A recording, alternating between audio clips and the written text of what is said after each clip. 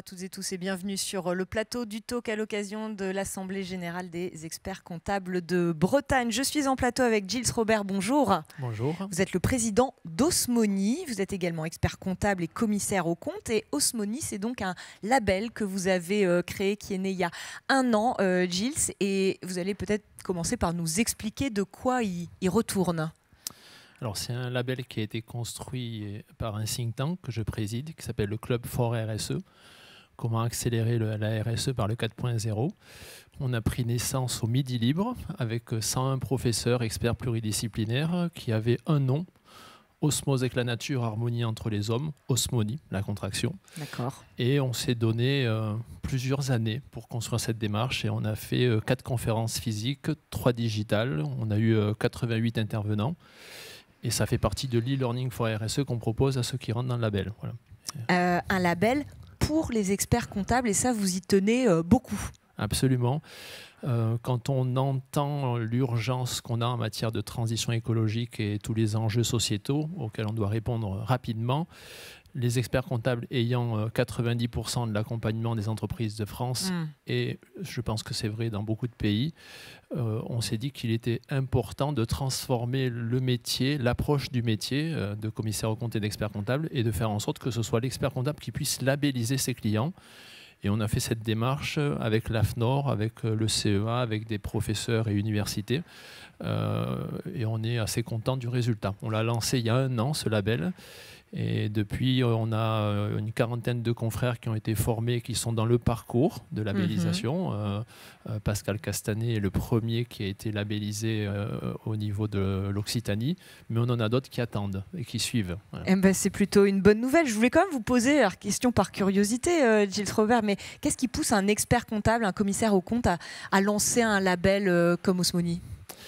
Alors, sans doute des origines. Je suis originaire de l'île de la Réunion, où toutes les civilisations, tous les cultes, tous les peuples vivent en harmonie, voilà, et avec un rapport à la nature quand même qui est très marqué. J'ai eu la chance de travailler pendant 2 ans pour la Commission de l'océan Indien, Madagascar, Comores, Seychelles, l'île Maurice, la Réunion. Je faisais le montage administratif et financier des dossiers pour l'Union européenne, enfin Commission européenne maintenant.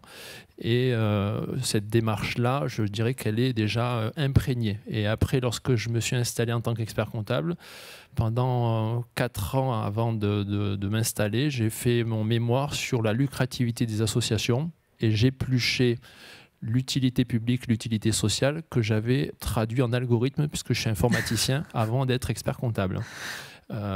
Et donc ça fait maintenant très longtemps, bientôt 30 ans, que je crée des indicateurs extra-financiers pour les associations, pour les fédérations, pour des unions nationales, pour montrer aux bailleurs de fonds où est la vraie richesse. Voilà.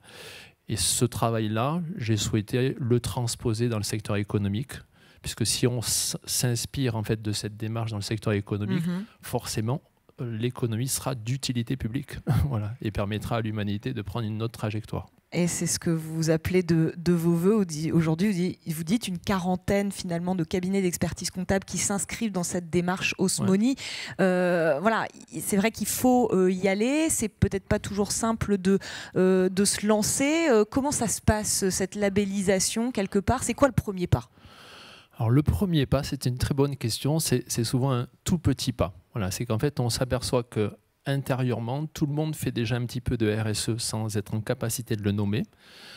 Tout le monde a envie d'avoir cette reconnaissance de quelque chose qui est bien et qu'on n'a pas encore nommé comme tel. Et déjà, nous, ce premier pas, c'est d'identifier dans les pratiques des cabinets ce qu'ils font de bien et qui sont déjà un début de petit pas dans une labellisation. Voilà. Ça, c'est déjà le premier point. Parce que c'est déjà montrer qu'on est tous capables parce qu'on le fait déjà sans le savoir. Voilà. Le deuxième point, c'est après de réellement s'accomplir au niveau du sens. Voilà, c'est qu'en fait, on s'aperçoit, je pense que la facture électrique va nous aider en ce sens.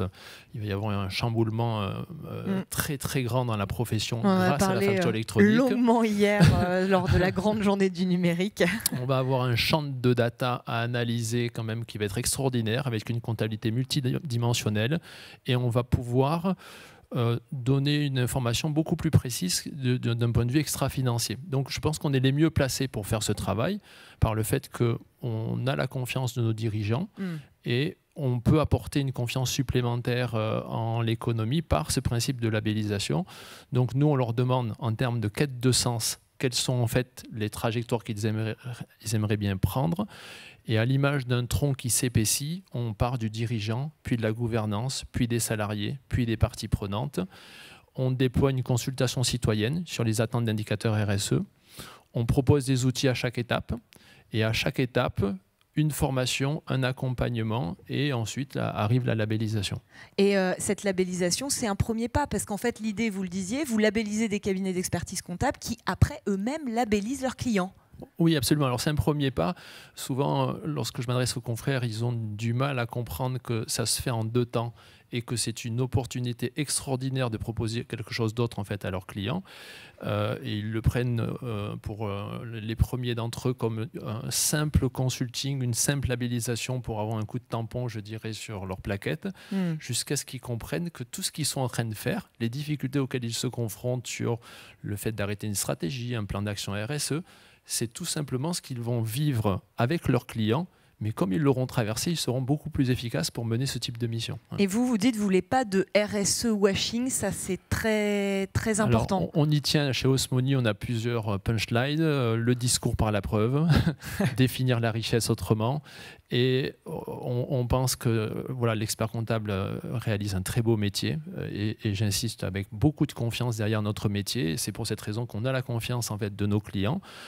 On transmet souvent leur entreprise, on les crée, on traverse les difficultés. Il n'est pas question de leur proposer une RSE non utile.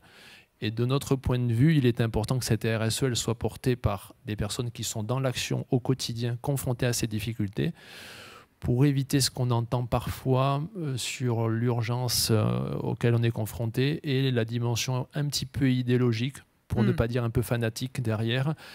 Et voilà, c'est bien que ce soit porté par des personnes sages et qui savent gérer des équilibres, en fait. Voilà. Vous l'avez déjà dit à demi-mot, mais on se quittera là-dessus si vous voulez bien. Gilles, finalement, les experts comptables, ils sont à un carrefour névralgique de l'économie du pays. C'est pour ça qu'il faut qu'ils se saisissent de ce sujet, selon vous ? Oui. Alors, parce qu'ils sont à un carrefour et je pense que c'est une fabuleuse opportunité de faire un métier encore plus beau, de recruter des talents. Dans notre cabinet où on a une 20aine de collaborateurs, on a déjà 2 ingénieurs, une ingénieure transition écologique, une ingénieure agro, management RSE de la chaîne de valeur. Et on s'aperçoit que c'est en train de capillariser l'ensemble du cabinet. Et demain, on aura d'autres ingénieurs, peut-être des médecins à nos côtés, et on fera un métier encore plus beau. Voilà. Merci beaucoup, Gilles Rovers, de nous avoir partagé cette expérience et la création de ce label Osmoni, son fonctionnement. Vous êtes basé à Avignon, mais vous essaimez partout en France. Il suffit d'aller frapper en tout cas votre porte pour avoir déjà quelques recommandations et conseils. Merci à vous. Et quant à nous, on se retrouve dans quelques minutes pour d'autres entretiens ici sur le plateau du Talk.